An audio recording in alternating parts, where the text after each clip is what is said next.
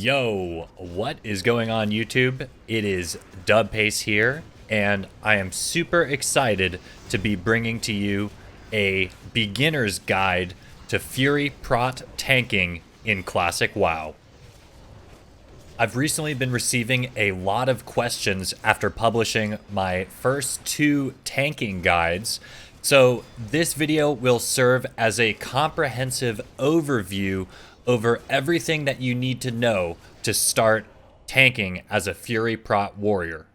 As always, it is my desire to make this video very easy to navigate, so I will put timestamps to the following sections below. First, we're going to cover what exactly is Fury Prot tanking. Second, a very frequently asked question, which is, when should I switch to Fury Prot? Third, we'll be covering the talents that you should be using while Fury Prot tanking. Fourth, I will cover the exact rotation that you should be using. And lastly, I created 3 pre-bis lists that can get you started with Fury Prot tanking without ever stepping foot into a raid.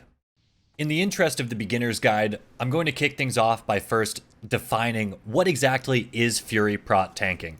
It's very simple. The best way that I can put it is Fury Prot tanking is the removal of the bottom half of talents in the protection tree in favor for more threat generating talents deep in the Fury tree while also removing the talents in the arms tree. Fury Prot tanking is also frequently associated with dual wielding while tanking, as the Fury Prot tanking lends very well to this style, but you do not necessarily need to dual wield while you are tanking in this spec. So why do people go Fury Prot? The simple answer is to generate more threat. Back when I was Deep Prot, when my warrior first hit 60 and I was first tanking my first raids and first dungeons, there were many moments, especially versus trash, where I just felt like I was auto-attacking and barely generating any rage if my Wind Fury didn't proc or my Hand of Justice didn't proc, and the rage generation was slow, my DPS was ripping threat off of me frequently, and it all stems out of a desire to do more threat generation to allow your DPS to really open up and do their best work without fear of pulling aggro.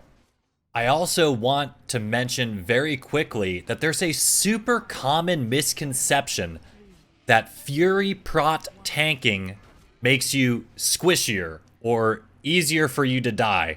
And I just want to say at the very beginning of this video, that is not true. You keep all of the mandatory defensive talents in the protection tree. Your survivability is dependent upon what gear you're wearing, not based on what spec you are. Deep protection does not have any more survivability versus a Fury Prot warrior. Now, let's dive deep into one of the most frequently asked questions of me. When should you switch to Fury Prot tanking? To begin, I will say that this is purely a raid spec. Fury Prot does okay in dungeons, but in general, I've always thought that Deep Prot feels more comfortable in dungeons, so this is only a raid spec. With that being said, the strength of your raid is the #1 determining factor of whether or not you should switch specs. So first, do you have big pumper DPS that will benefit from your increased rage generation, increased threat generation? Second, do you have healers that do not struggle to keep you up and would allow you to wear more threat gear versus mitigation gear? And lastly, I'll say that, in my opinion, it's important for Fury Prot warriors to be diligent and consistent about getting their world buffs every week before raid. Okay, so you're convinced you want to spec Fury Prot, and now let's cover the talents that you will be using. I do want to discuss this very quickly by comparing the Deep Prot talent tree and talking about what you lose from Deep Prot, and then comparing it to what you gain from going Fury Prot. This will give you a better understanding of how your rotation is going to change and what defensive skills you might be losing from Deep Prot, and what offensive skills you'll be gaining from Fury Prot. First, let's talk about the loss of all of our points in the arms tree as a Deep Prot warrior. Most importantly, we lose tactical mastery, which allows us to keep 25 rage as we switch between stances. With Fury Prot, this is the number one thing that makes the build feel kind of weird, especially in dungeons, like I was saying before. You can't really switch stances very often. It punishes you greatly because you lose all of the rage that you've been generating. So mostly in a Fury Prot spec, you're going to be sitting in defensive stance most of the time because of the loss of tactical mastery.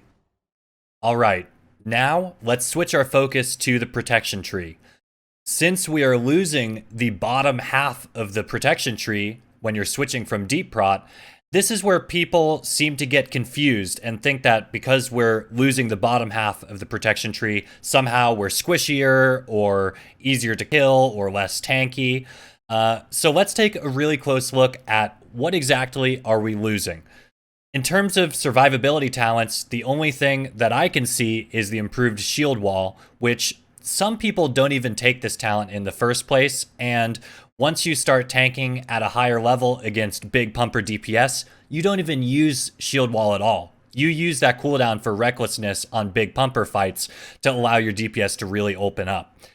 Other than that, concussion blow, the 5-second stun, amazing in dungeons, but kind of crap in raids. It's not that great. Most raid bosses are not stunnable and doesn't get much use. And then, of course, Shield Slam is a core part of the Deep Prot rotation, but this gets replaced by Bloodthirst. You will also notice that in terms of important survivability talents, we keep all of those in the Deep Prot tree. We keep the 1 point into improved shield block, we keep Last Stand, we keep Defiance at 5 out of 5 for the threat, and we keep all of our points in toughness to get 10% extra armor as well.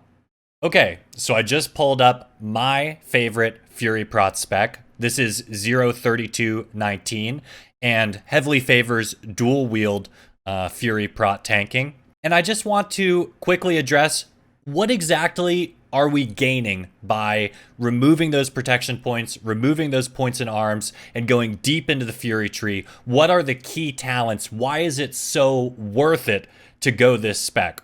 The first key talent is Enrage. Enrage is pretty simple. It gives you a 25% melee damage bonus after you're the victim of a critical strike. You are a tank. You're going to be getting hit hard all the time. Enrage is proccing very frequently, and it is incredible to help increase your threat generation. After you have 5 points in Enrage, you then also take 5 points into Flurry. Flurry is amazing, especially for me. I'm a dagger dual wield warrior, so it gives you a 30% attack speed increase after you get a critical strike. When I'm fully world buffed up, I have around 40%, 42% crit. So Flurry is staying procced almost the whole time that I'm tanking.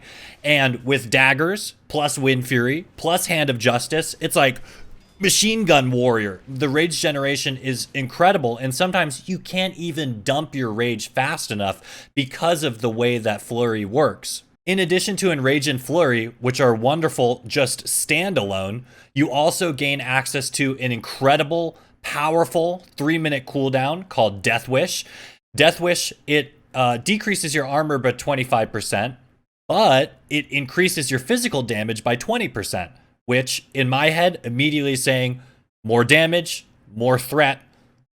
It's just a good thing. I pop Death Wish at the beginning of almost every single fight, with the exception of a few fights like really hard-hitting ones. Broodlord Lashlayer comes to mind. And lastly is Bloodthirst.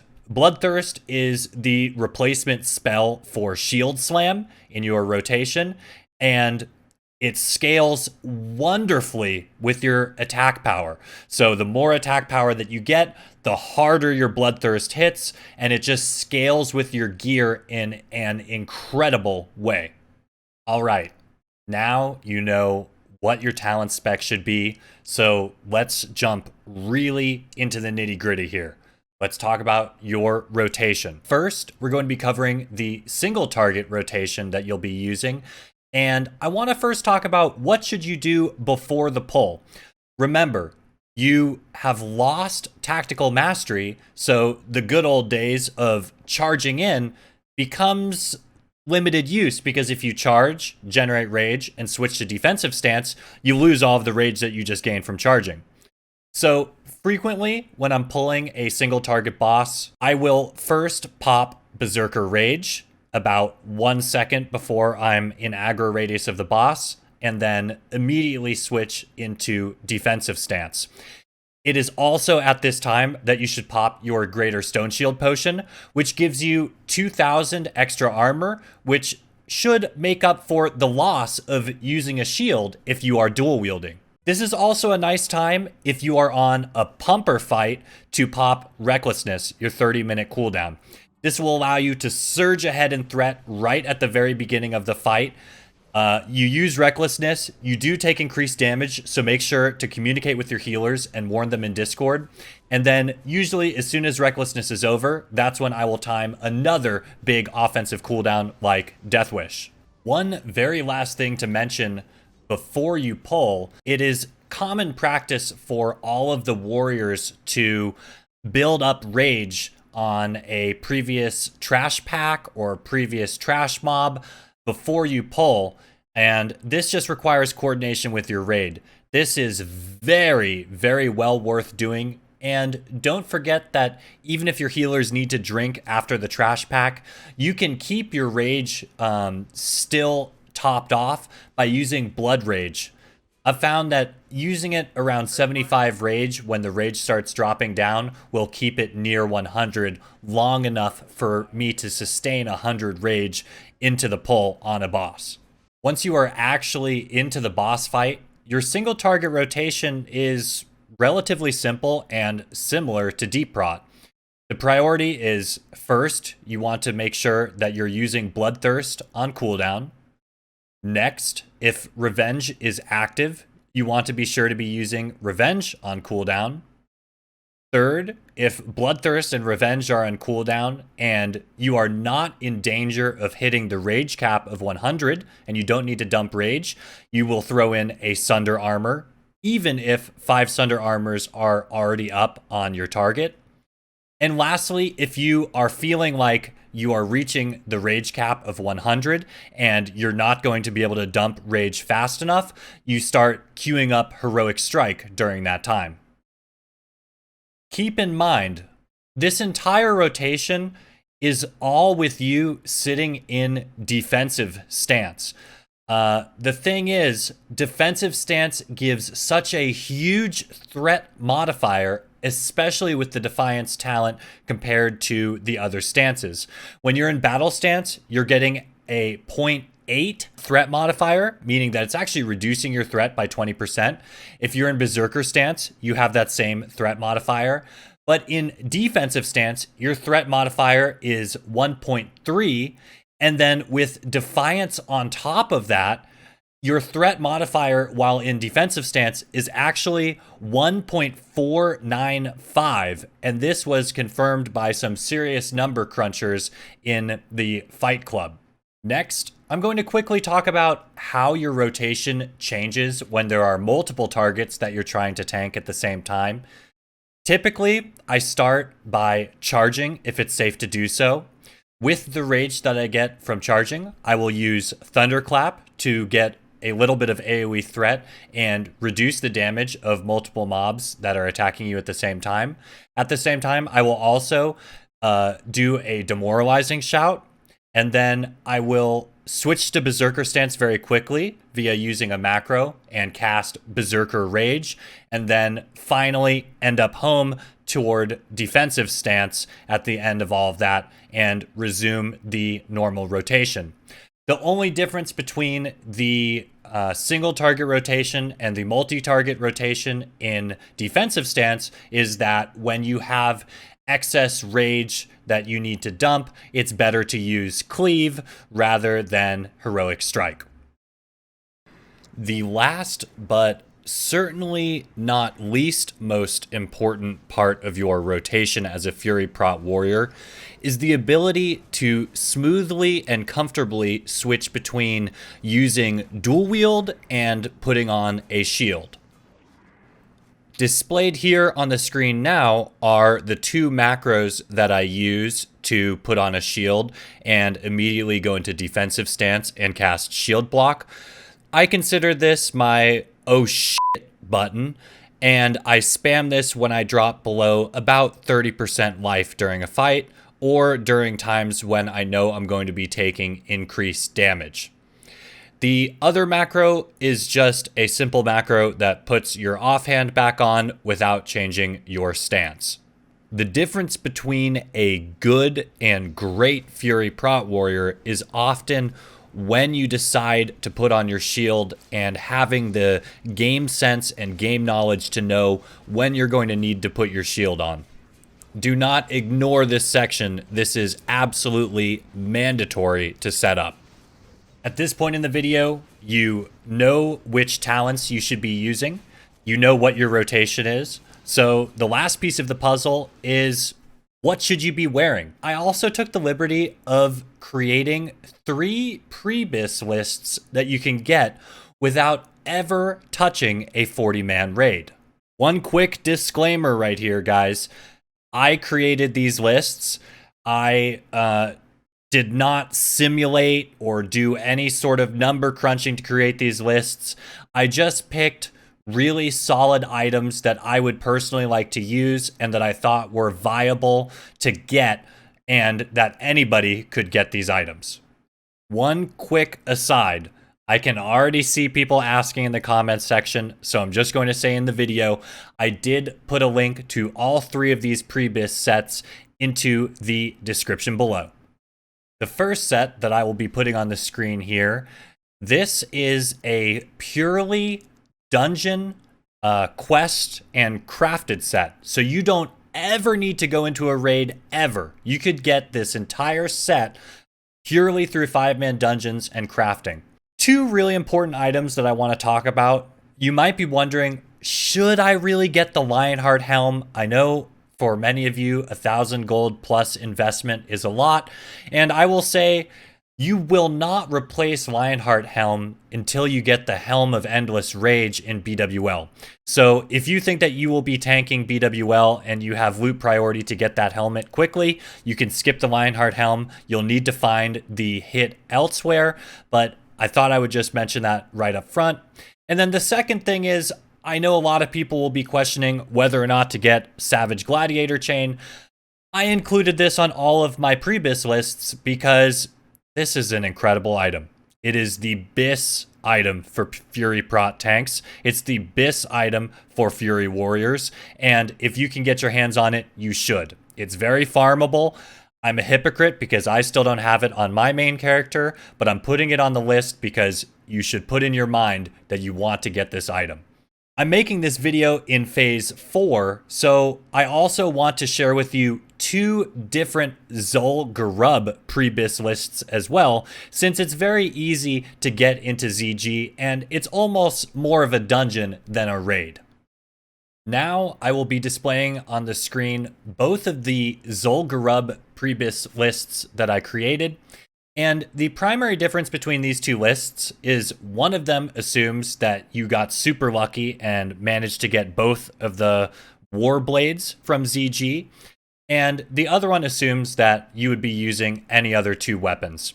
I didn't mention this before, but I did want to mention at some point while discussing the pre-bis lists that you should use whatever weapons make sense for your race. So if you're human, you obviously want to use swords. It's not pre-bis, but Quell Sarar plus Mira's Song is very good. If you're an orc, you should aim to use axes. You could use Frostbite plus Flurry Axe or Axe of the Deep Woods plus Frostbite. There are a million different weapon combinations, and oftentimes you don't always get to choose exactly which weapons are going to drop or exactly which weapons you're going to get priority on. So I did make 2 different lists. The Hikari Warblade list only needs to go up to 6% hit because the set bonus does give the +6 sword weapon skill, which is amazing.